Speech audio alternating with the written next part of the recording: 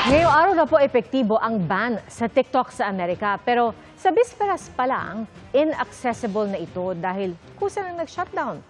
Ang ilang mga Pinoy sa Amerika nanghihinayang lalo't nakatutulong daw sa kanila ang app. Nakatutok si Danating Kungko.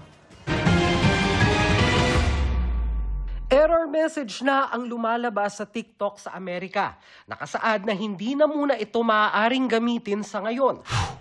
Kusa na silang nag-shutdown sa Amerika ilang oras bago maging epektibo ang TikTok ban doon ngayong January 19. Tumanggi kasi ang may-ari nitong Chinese company na ByteDance na sundin ang batas para ibenta ang TikTok sa isang American firm.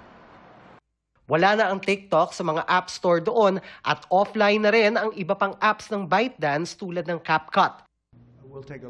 Pero stay tuned lang daw dahil nagsabi raw si incoming US President Donald Trump na bukas daw siya sa isang solusyon para maibalik ang TikTok kapag umupo na siya sa pwesto. Naunang sinabi ni Trump na posibleng bigyan niya ng 90-day reprieve ang TikTok. Bukas pa, January 20, ang inauguration day ni Trump. Pero dahil walang desisyon mula kay incumbent US President Joe Biden na i-delay ang desisyon na i-ban ang TikTok sa Amerika, natuloy ito ngayong araw.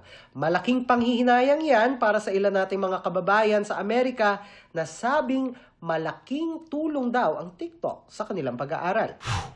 Ang magkapatid na sina Zaira at Zyler Lanik sa Bakersfield, California, nagulat na hindi na nila magamit ang TikTok gabi pa lang ng January 18. Bigla po siyang nag-stop. January 18 pa lang po and 9 o'clock pa lang po. So parang ang labo po nung nangyari kasi sabi po nila January 19.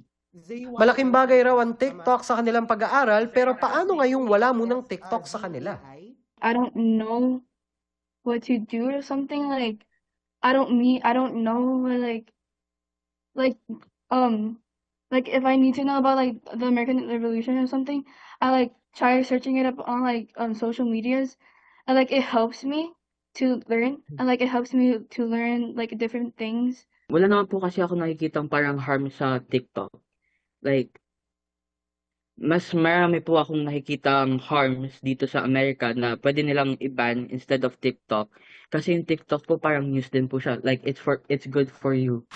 Ang improv artist na si Arin Cristobal, pinost din sa Instagram na dahil US-based ang TikTok niya, kahit nandito siya sa Pilipinas, hindi niya rin ito mabuksan. Dito sa Pilipinas, may inihaing panukalang batas noong 1 taon sa Kamara para i-ban sa bansa ang mga tinawag na Foreign Adversary Controlled App, kasama ang TikTok. Noong 2023 naman, sinimulan ding imbestigahan ng National Security Council ang TikTok para malaman kung may kaso ito ng data breach tulad ng naging mitya ng pagka-ban nito sa Amerika. Pero sa ngayon, ayon kay National Security Council Assistant Director General Jonathan Malaya, posibleng sa susunod na mga linggo makakapagbigay ng anunsyo ang ahensya hinggil dito. Para sa GMA Integrated News, Danating Kungko, nakatutok 24 oras.